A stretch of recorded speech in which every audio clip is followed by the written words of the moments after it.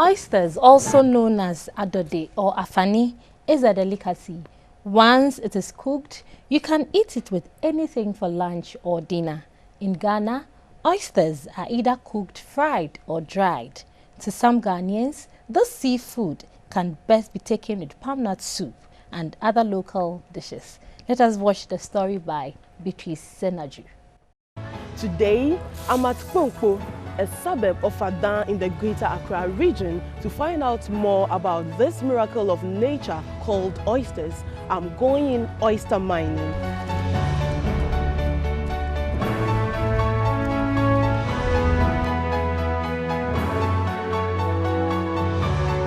Oysters are mostly fished from the Volta River and are common at Adan in the Greater Accra region. In Ghana, oysters are either cooked, fried or dried. To many in Ghana, this seafood can best be taken with palm nut soup and other Ghanaian dishes. Safely strapped in my orange life jacket, I joined Emmanuel Sabuno and his crew of 2 to go oyster mining on the Volta River. Surrounded on both sides by the calm-looking green waters of the Volta River, I looked forward to this exhilarating experience. Dotted on the river were canoes carrying other oyster miners. As we cruised along, we bypassed a number of small villages including Agokpo, Chachukofe, Agota, and Agbeve. As I sat on the hard wooden board serving as seats in the canoe, I kept wondering why Emmanuel and his crew were not in life jackets. I also noticed that the other miners we encountered on our voyage were also not in life jackets, though there has been reports of people losing their lives due to accidents. I inquired from Emmanuel why. We life jacket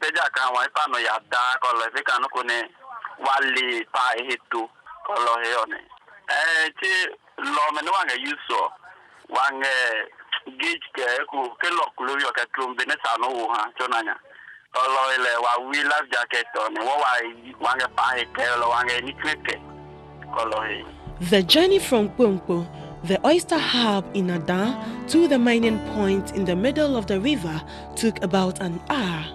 As a first-timer cruising on the river, I kept praying in my mind for my safety, though I tried to act normal so my host do not see the evidence of fear on my face. Then, an interesting spectacle arrested my attention. To my right was a tired oyster miner taking a nap in his canoe. Wow, I said to myself, this was a typical example of one man's poison being another man's delicacy. Whilst I was scared of the river, here was Mr. Miner ascending to dreamland on the river. Finally, we arrived at our destination. One of the aides dropped anchor. Emmanuel began to gear up to dive to the bottom of the river to mine for oysters. He began to tape his fingers to protect them from being cut by the sharp oyster shells. Why you saw solid black knocked one in the benepene, no coneko po one in the alo wakuna plami kongo one in the color pure. I was particularly fascinated by the improvised diving goggles made of glass and the inner tube of a car tire. Nyagbane hawaji ehana oyi yomo beko mami. Just to a rubber, a capio, a big papa, Jonah. Loka, a pecano cone cam, am lalo hingemi pa, Lewaman Najaman no me, specially no market use. I'm coming to try it on because Emmanuel told me that when they wear this for a longer time, they get headaches sometimes. This is the end result. My face being marked as if I was a commando ready for jungle warfare.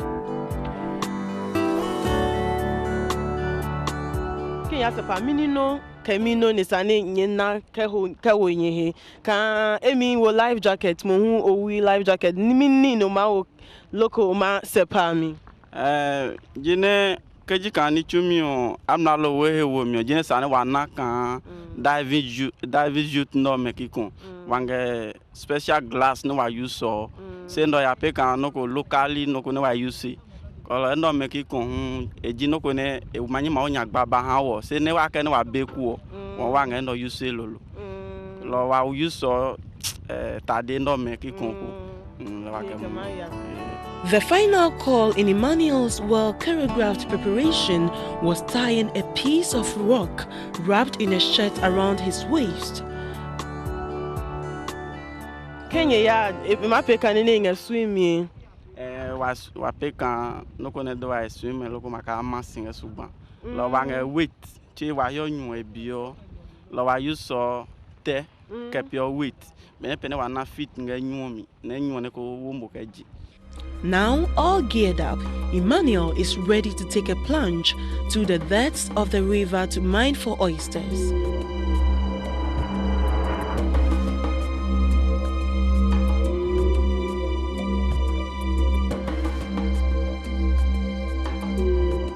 Ably supported by his aides, Emmanuel dives into the river and disappears from the surface. His crew, acting as a support team, keenly monitored his movement from the surface.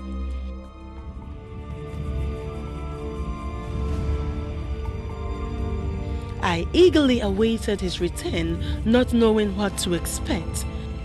After 15 minutes of staying underwater, Emmanuel emerges and seemed to say, "Mission accomplished." His aides pulls out the hull. Now, these are the results of Emmanuel's mining expedition underwater. 15 minutes of staying underwater has just yielded Emmanuel 30 kilos of oysters. Though the oysters are generally mined from the bottom of the river, they are sometimes bred by the miners themselves. Parmi qu'on le no koye no chonkan eko sugma hene mene afanio mengo heko mengene gravomi le heko mengene moso eko mengene keumi lo manaka moso mi no mo ange kan black lo gravomi no manaka ange kan yellow lo bene enge kekele no ne ka bene we posi no nge no ke mo nge lane eko beno mi ko nge cheap price e jwawe ko we ka fun single lejon no ko kan 2 years later e ma click kan kiko okay jona po o manye ma jwa le jwa ma wa pe bene nge kiko. These bamboo poles in the river signify the breeding spots of the oysters. Bene nga naka o pa mi ono ne na ngelo e nya fin kiko se na ka ono kan 3 years lo 2 years mi bene nge no ne still up e welolo e wetin ko mo cho ma ngbe kan 4 years kla ne ma wa agbo loko jo ma ba o. Now we are ready for a return trip. The return journey seemed calmer as I had by now gotten accustomed to sailing on the river. Considering all the efforts Emmanuel and his crew have gone through to mine these oysters, the curiosity in me wanted to investigate the economic potentials of oysters. I couldn't wait to get to the riverbank to talk to some oyster merchants.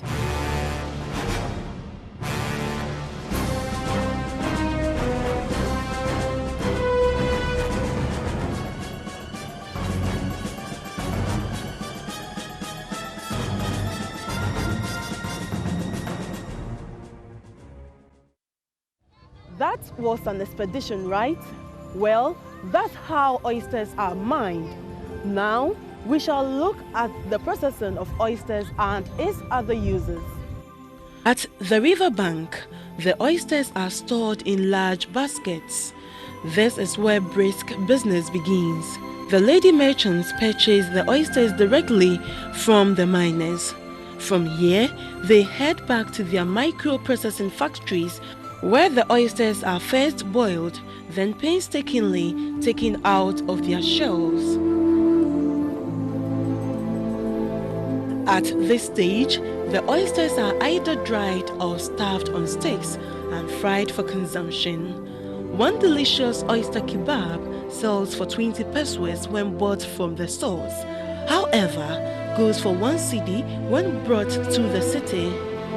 Though all the oyster merchants I spoke to unanimously agreed to the nutritional values of oysters, none of them could mention any specific nutrients human derives from oyster consumption.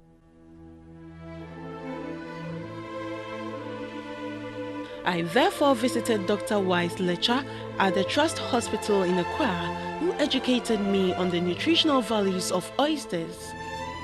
Oysters are very nutritious. You can find all sorts of nutrients in there: zinc, iron, vitamins. You can find proteins, and then they just come to complement the diet of anybody who consumes them. So they are good protein foods. Let me just put it that way. Just as we use fish and meat and eggs, oysters can also be a very, very important part of the diet.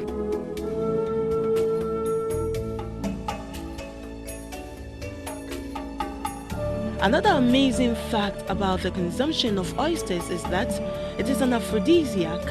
It is also good for the ovaries and increases sexual libido in women. 18th century legendary playboy Casanova was known to take 50 oysters for breakfast every day. Abigail Okanse has been an oyster merchant for over 5 years now. In my interaction with her, she explained some of the challenges of the oyster business to me.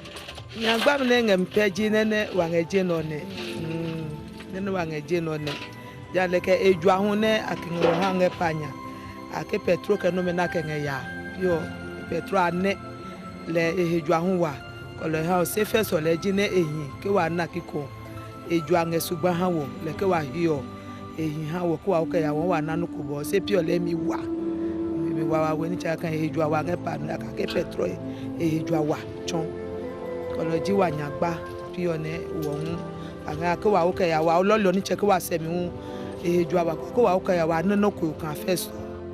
One interesting thing about oysters is that no part of it is a waste.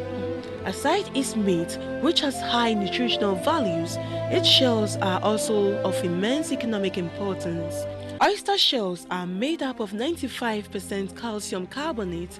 Therefore, when the shells are crushed into powder and mixed with the soil, they release calcium, which deacidifies soil and helps balance the soil acidity. In a country like Ghana, where agriculture is the main income earner, this is a blessing. Making fertilizers from oyster shells is simple and inexpensive, and these fertilizers are organic. Emmanuel believes that when government pays attention to oyster mining, the industry could boom. With the recent economic challenges plaguing the economy of Ghana, a serious look at the oyster business could present an opportunity for economic prosperity.